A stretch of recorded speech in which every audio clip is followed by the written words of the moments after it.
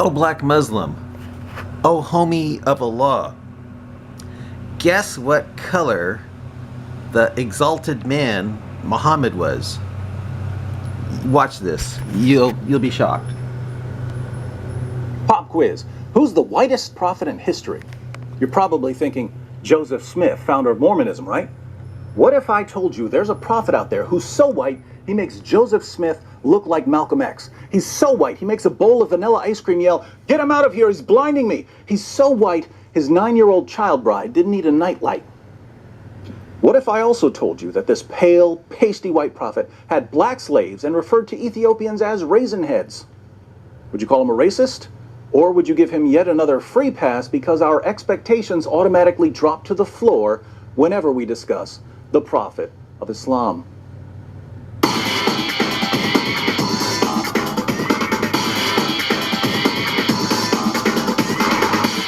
Many people who haven't read the Muslim sources assume that Muhammad was dark-skinned, but Arabs are classified as Caucasians and they can exhibit a variety of shades and tones.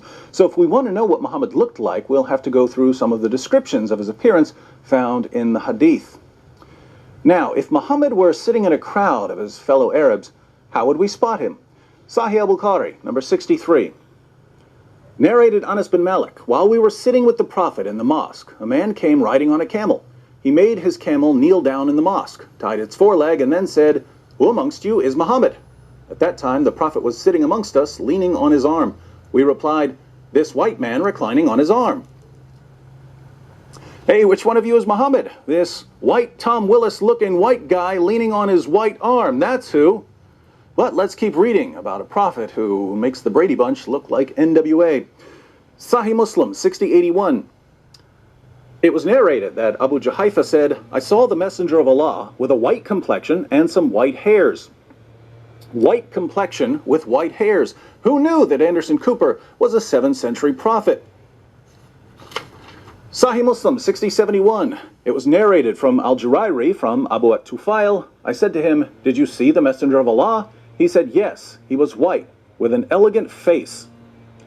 This guy's so white he makes Queen Elizabeth look like Queen Latifah.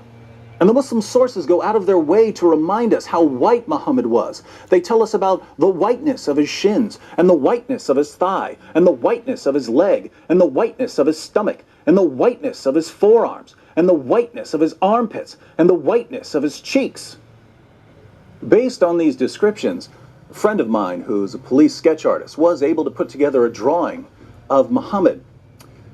Have you seen this man? Kind of blends in with the whiteness of the paper. On a side note, to all my jihadi viewers, I can't figure out if this counts as a cartoon of Muhammad or not, but I don't really care.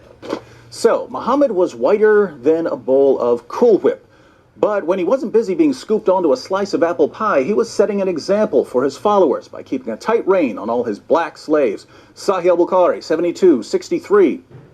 Narrated Umar, I went to the house of the Prophet, and behold, Allah's messenger was staying in a mashraba, and a black slave of Allah's messenger was at the top of its stairs.